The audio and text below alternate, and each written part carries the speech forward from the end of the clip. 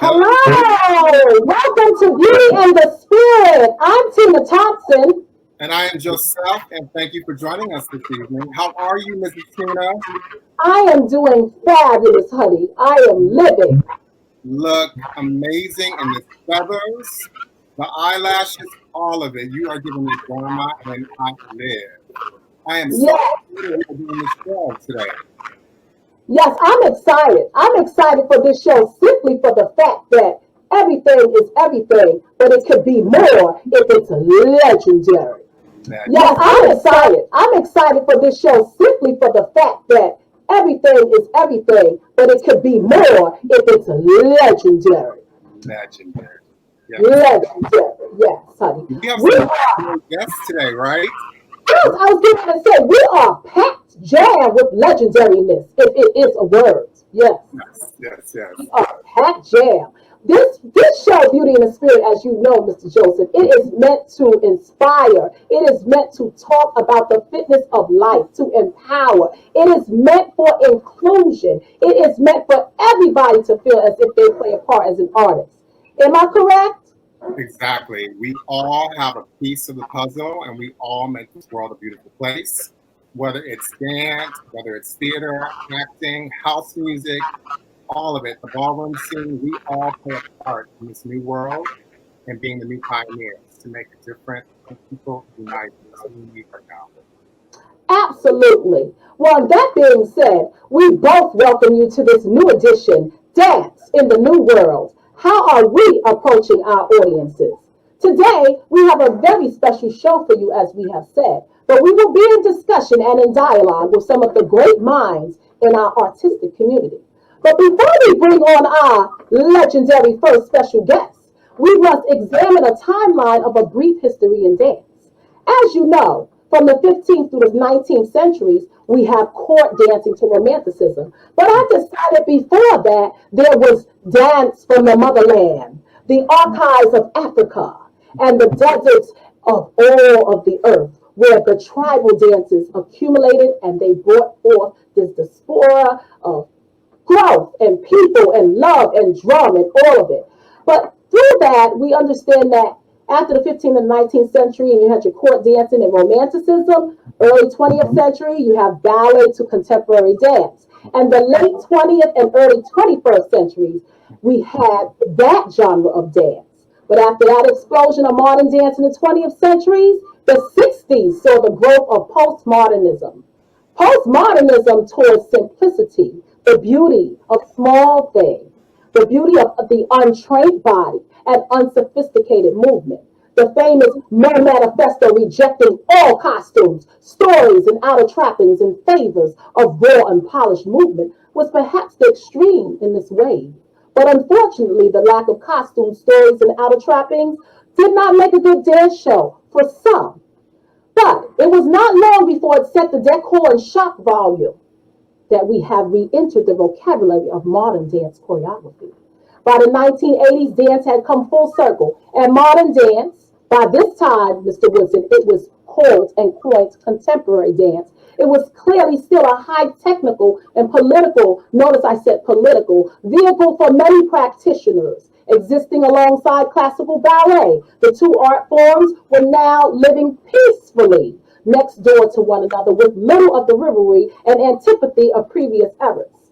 The present times see us most shocking work here, there, but however, these are still glimpses of the beauty that is to be had and shared. And much incredible dancing and joy in an age where dance technique has progressed further in expertise, strength, flexibility, and more than ever in history. Collaboration. Mm. So, in conclusion, what am I saying is that at the same time, the mass culture has experienced expansion of street dance. Soul Train performances with black dancers ignited a street culture revolution in a sense. B-boying in New York, locking in LA, popping in California, boogaloo in Oakland, California, robot in Richmond, and all their own creative explosions happened around the 60s and 70s, each with their own histories in hand, as innovators and serving as foundation. What am I saying, Mr. Woodson, is that Mhm. what I'm adding to this Wikipedia epic is the role of the house dance artists and Right. their contributions to dance. and the arts extending to the new world of minds and movement through expression as they serve as trailblazers for many, taking the music and dance cultures to clubs around the world, bringing us to recognize who, what, when, and how we approach dance in the new world. Yes. Christina, that was beautiful. I agree 100%. I believe that back in the day, there was this division, this separation between the modern dance world, the ballet world, even like the dance world. And now we're at a point where we all need each other. In order to survive in this new world, we all need to collaborate. We all are inspired by each other. And we all need to recognize that we are all artists and we are important. And the arts are important. Listen, our show is just, it's going to get bigger and bigger. Yes, I mean, we need to give the time for all of these legendary people. And again, going back to you, Mrs. Tina, you do it all. I don't think people realize that you do the marketing, the choreography, the producing, all of it, making the music. It's like you are truly a Renaissance woman, and we want to thank you for this platform and for bringing these legendary guests. I want to. Well, you know what? Me and you, I love you, sir, and I don't want to get out of format on this. What do they call this technical machine that they call social media? But I will say this: you understand. I'm going to piggyback quickly because I'm going to get to our next guest, who is from the Cirque du Soleil. Yes. Yes, and she's coming, children. She's coming. And then we have another legendary guest, and he's a baby, but he's still legendary. But let me go right here what I need to say, because I don't want to forget what Miss Brown said. She gave me something. This is the thing. Our generation has to understand we did a lot of things that we were disciplined with. Meaning we watched each other. You heard her, she said she did class before company class. And what happens, Mr. Woodson, we've had this discussion on many platforms. The work ethic that we had, we put that expectation on this generation. So we're like, I need you to do the work on the side that about time I get to you. Notice I said about time, not about. About time I get to you and I set this piece on you. You already worked on your turnout. You worked on your splits. You worked on the turns. You worked on the arm section. So then when you get to me and I don't see that, of course I'm disappointed. Of course I feel some type of way. And the people we've learned from, they never apologize for pushing you.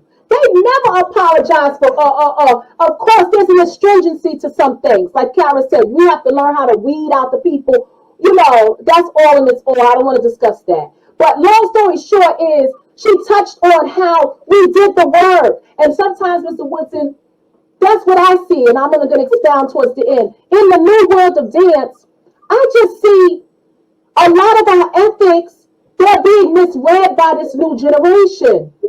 Well, like you said, I mean, the story that Miss Brown shared about traveling to Woodson for 2 hours for a 1 hour class to come back for another 2 hours, you have to do the work behind the scenes. I feel like this generation wants to be seen. Everything has to be on Instagram, everything has to be on social media, and they don't want to work. They want it now. And if they don't get it now, then it's like, oh, they discriminated against me. Well, maybe they didn't discriminate against you. Maybe you were not ready, and maybe you didn't put in the work that you needed to do in order to make it to the next level. So you have to persevere. Absolutely. And like she said, there are some outstanding dancers out there. Okay, listen, I tell your guys all the time, you know, I do fitness and different things. There's been things I've done through. Y'all don't know, child. I was a cheerleader, a professional cheerleader. A lot of people don't understand. I was at the Giant Stadium doing battements. Okay, listen, I have professional AFL and NBA checks. Yes. I was doing that on the side when I was working in New York Sports Club, and I was at Dance Theater of Harlem. Listen, long story short, there's so many sides. I done did professional cheering, I done did fitness, listen, at the end of the day, all of us could have the point. I don't want to digress because we got to move the show. But all of us could have you know what? I could have been a principal dancer in DTH. You know what? I could have been, the houlda, shoulda, coulda, woulda. Listen. Baby, let it go. Let it go. All of us have stories of what we coulda, shoulda. You have people right now that because you weren't a principal or whatever, you say to yourself, hey, listen, caboodles, that is people around the world don't even know about you. They don't even know your name. So in one organization, you are all that, but over here, they like who? So yeah, so that's why we have when we're gonna bring up the younger generation. So after we have, well, she's feeling young. I say she's in the balance. Our next guest, she's in between. But we really need to assess, like Karen said, you are only, or Kevin, you are only as important as your last performance. I'm gonna say it again. You are only as important as your last performance, meaning you cannot undercount or underestimate anybody who is doing anything different from you. Because in one lane, they might be setting a precedence as a pioneer. When you're in one lane, you have gotten comfortable with their system and how they have allowed you to view other dancers. So when it's time for you to go virtually or step outside the box, you get to a point where you stiffen up because you don't know creativity like the people like us that's always like, what are we gonna do? How are we gonna do this? How are we gonna make this happen? Because you've had a big umbrella that you used to creeping under. So now what I said to you before we move on to the next guest is this, and I think a lot of people out there will agree.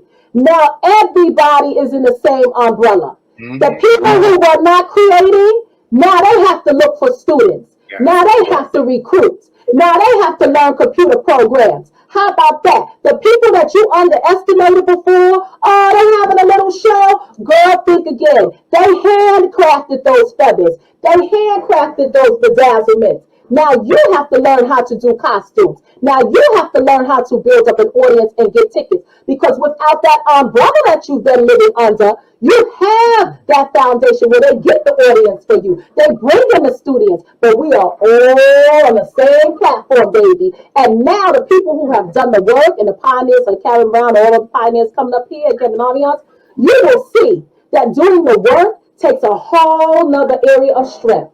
And maybe, just maybe after this show, you will come out having a greater respect for the people that you thought were doing nothing or thought were doing something small. Nobody, if y'all hearing me out there before we move on to Miss Cassa Dean, is this.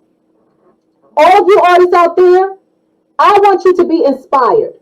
I want you to know that do not despise small beginnings, basically. You start to learn how to sew. You start a virtual program. I noticed, Mr. Woodson, that after me and you started our show, the kids are jumping on, honey. All of a sudden, people got shows. They got talking about Miss Tina do Zoom, and I turned around, the child had a stream yard. I said, I said, isn't that something? I said, these kids are watching, mother. Yes, they are. I said, now watch this. You never get a text. The people up here, I've gotten text, Miss Tina, I always admire you. You doing the damn thing or whatever. You won't get a text from them. You won't get nothing from them saying, I admire you. You setting a standard. I think I'm doing. They will just simply copy. Mm-hmm. Without paying homage at all and turn their head and act like they got that. But like I said, all these people up here, like she mentioned Mr. I'm going to bring him up later. The two of them, how they collaborated. She said we had the same idea. Me and Sean had the same idea, and they got in. They collaborated, and that's what great pioneers do. They collaborate. They offer the stage. They share the stage. Speaking of sharing the stage, Mr. Woodson, we're going to bring in Cassa Dean. She has shared some fabulous stages, honey. Cassa Dean is a native from New Orleans, Louisiana. She started dancing at a young age under the tutelage of Velda and Benjamin School of Dance. She graduated from the University of Alabama with a bachelor's degree in performing arts. She has performed the works of Tally Beatty, Cornelius Carter, Debbie Allen, Napoleon, Tabitha Dumo, Dragon, Don Campbell. Worked for Universal Dance Association, Walt Disney World, and is currently in Cirque du Soleil's Love the Beatles show. Love the Beatles show. As an artist and a coach. Now catch it. As an artist and a coach. Listen, you digest that. Her TV credits include the music video with Dream, a Beatles salute with Pharrell, Christmas with Sean Kingston, Christening the Disney Dream with Jennifer Hudson, Fantasy Island opening with Jordan Sparks, and Entertainment Tonight We welcome Cassa D. Hi. Yay! Hi, guys. Thank you for having me. Oh, it is so beautiful. Oh, thank you. You are beautiful. I'm living for these feathers. Can we do it? A little stir. Yeah! I love you, Cassa. Could you speak to us about what your vision is for Dance in the New World as a Cirque du Soleil in the Las Vegas performer? Well, my vision, I've always thought of my vision being more towards my community because in Vegas, our dance world is not that big. It's surprising, but it's not as big as you would think it is.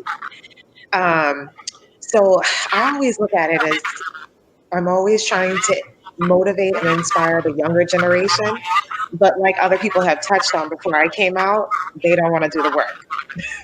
And so I try to motivate them in a way where to ask them and challenge them, why are they doing the work? You can move, you like you said, you can put your leg up as high as you can, you got the best feet. Why are you doing it? What's the reason for that? Where is that coming from? Tell me a story. Tell me why. Like what are you feeling? What's the emotional connection to the movement? And stuff like that. So it's so funny because in this new world, like our community has been like struggling, because a lot of people have looked at our community as not a form of like a great career, in which it is clearly because we've had two legends. You guys are legends. And so during this entire time of me, like actually finally being able to take the chance to just sit down. And I feel like as performers, we never sit down. Like, what's that word? Sit down, you know? And so like it's been heaven for me. But yeah, I just sitting down has been something that has been really tough during this pandemic, but is needed, and you have to listen to your body and you have to know that you got to rest, you got to listen, and being in Cirque, we do 10 shows a week, sometimes 12. So that's 2 shows a night, 5 days a week. And sometimes like your body just will tell you, just sit down. I've had plenty of injuries, little like silly things that I would never ever, think that I would have, but it's just a repetition of like what we do, and stuff like that. And I do feel like, looking from the outside in, you see this younger generation that's supposed to be stronger and healthier and, better, and they're getting hurt before all the old people, and stuff or whatever. So it's like, you want them to be better, and some of them want to be better and they want to work. They just don't know how because they weren't taught. And I feel like that's where I kind of come in the new world. And, I always like any of my friends, any of the people that have followed me or even coaching them, whether they're black, white, doesn't even matter or whatever. I try to inspire them and motivate them in every aspect of life, not just dance, because dance is a great discipline to have, but sometimes you can take that and put it to, personal life, and stuff like that. So I try to, inspire them as much as I can. I try to motivate them and I try to support them as much as I can. And I feel like in this new world, especially the people that look like us, we don't support them as much as we should, and that's a big thing. Like you need people, you need the support. Look at where we are now, like in this pandemic. Like if it wasn't for your friends and your family supporting you, a lot of people wouldn't have made it this far, and unfortunately you've read articles, you've seen the news where some people have decided to take their lives and they're a part of our creative world, of entertainment, whether it's dance or singing or whatever, because they couldn't handle the pressure or maybe they just didn't have someone to support them, so that's a big, it's like one of my big mottos. Like you have to have support, and it doesn't matter who you are. If you love dance and you're passionate about it, and that's a key word, passion, because if you're not passionate about something, you're not going to give it your all, and if you're just, there's been a lot of people in my life that I've crossed paths with that are just doing it because it's something to do.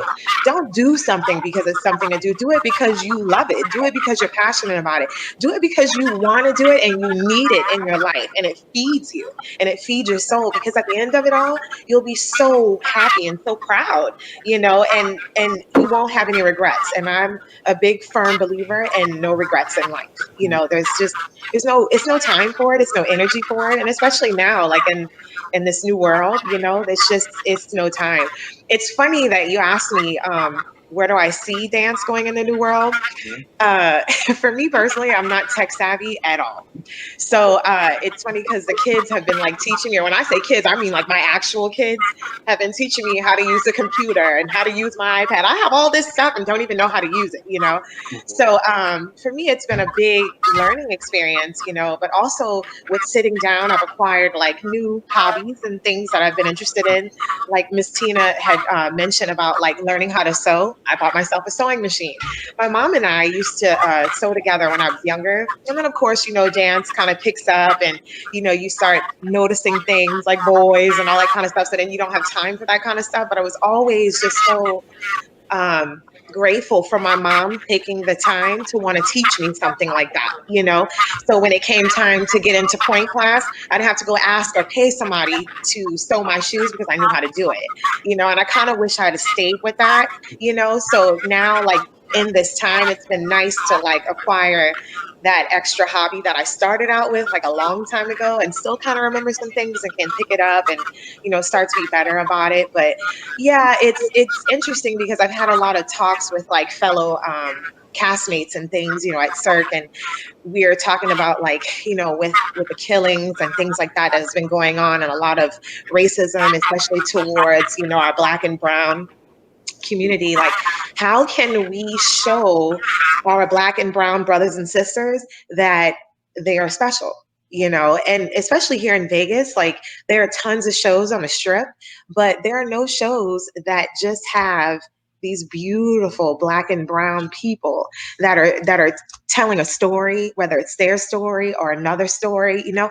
So I loved Hamilton for the simple fact that like it was different, you know what I mean? And it wasn't your ordinary show, and it wasn't like just the same types of people that you would expect to see, you know. It was a variety of just beautifulness, you know, even if that's, I don't even know if that's a word, but and I feel like in Vegas we're missing that, you know. So I've actually talked to a couple people, like I said, and we've discussed like even coming up with a show, wanting to do like something like The Wiz, you know, like bringing that back. I cannot tell you guys how many young people, starting off just young Black people, that have never seen The Wiz, Wow. you know, and you say, that's not yeah, all the movie. It's like one of the best movies, you know, great dance and everything. And but you'd be surprised, like how many people are like, oh, I've never heard, or they'll say, oh, The Wizard of Oz, and I'm like, no, boo, The Wiz. Okay, there's a difference. You know what, Casse? Casse, you know that I told you guys before when this show started. Listen, this is our channel. This is produced by me and co-produced by Joseph. And listen, I can have you on as long as I want to. But this is the thing: when you're working with artists, and I'm taking you guys in your own element, out of your own element and your time, I definitely respect the time that you're giving me. So what I'm also saying to you, and I'm gonna put a part B to that, I'm also giving you a platform.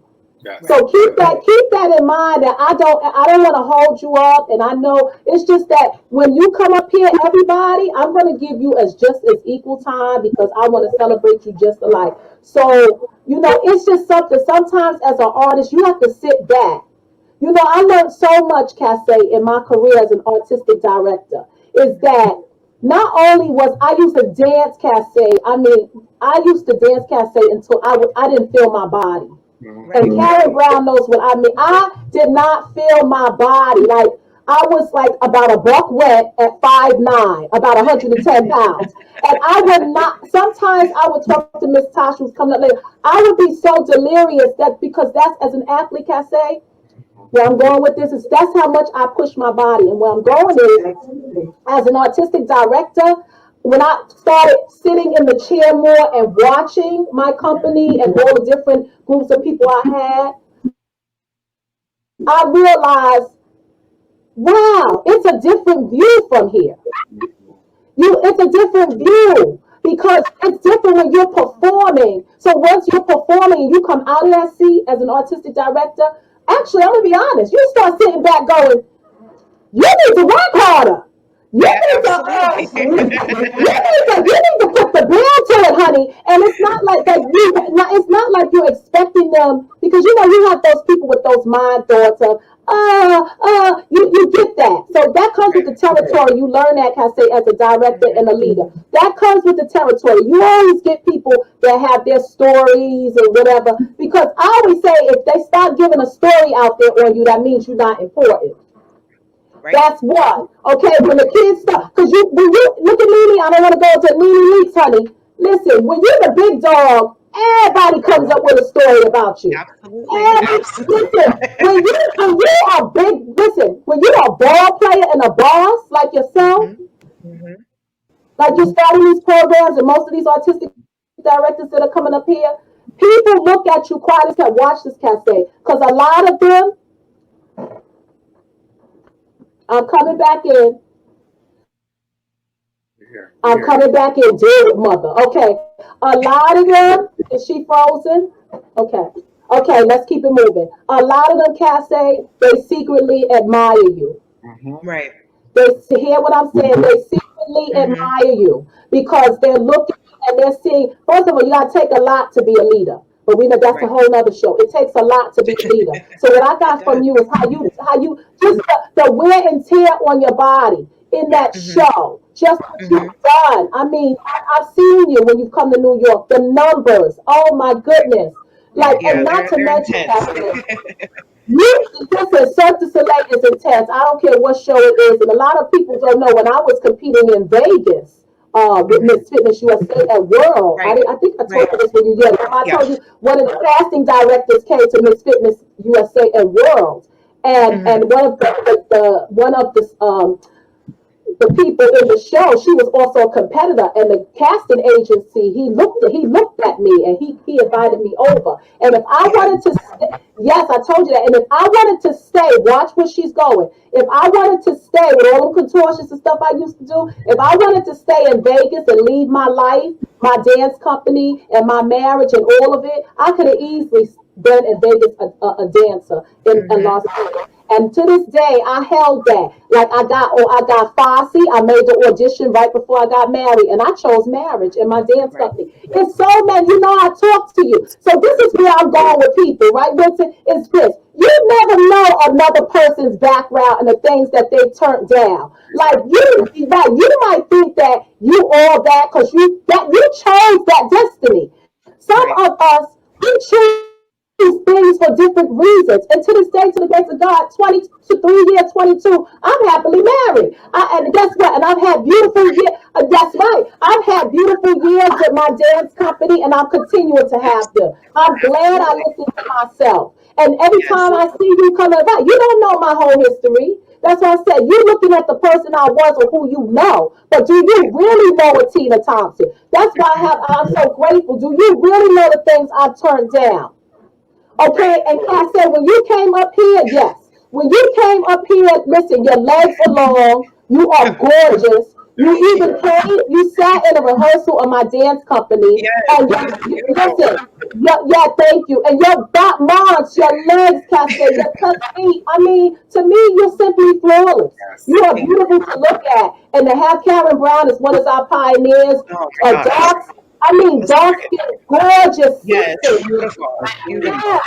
that's the difference is that we don't know how to celebrate each other. Right, We right. don't. And at the end of the day, that's what it is. And it's so sad to see because it's a taught attribute. You know what I mean? Like they've learned that, not to support each other. And I'm like, if you support this person and that person and that person over there, we all made it. You know what I mean? Like it's not just this one person. We've all made it.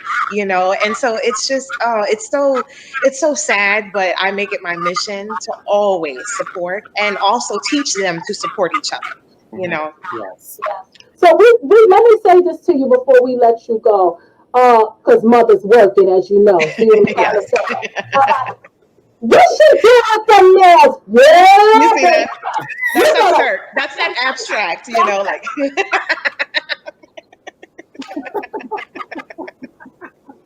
Listen, y'all know, listen, I don't got stories. I have facts, okay? Listen. She has receipts. Okay, that's what it's called, Mama. I Receipts. have receipts. And guess what? Like I even say with dances, I got receipts, boo boo. Yeah. Right, right, But hey, right. I got receipts. I got receipts. So that being said, I want to say, because every time I see you, I I mean, just we just be like cackling. yeah, we are. And anyway, before we get to our next guest, I just want to say to you, thank you for your vision. Please continue to do what you're doing. Please tell us about your program with your kids. If you can, could you please share? What is your Instagram, by the way? yes. My Instagram is Cas Too Hot. That's CAS, the number two HOT. I don't even know. That was young when I made that up. But yeah, please look It'll me be up. great. Like we have to do the work in order to allow the other races to get in and do the work with us. Absolutely. And now on that ending point, we thank you, Cassie Dean, and we love you, and you keep on doing the work at CERT. Yes, love you guys. Yes.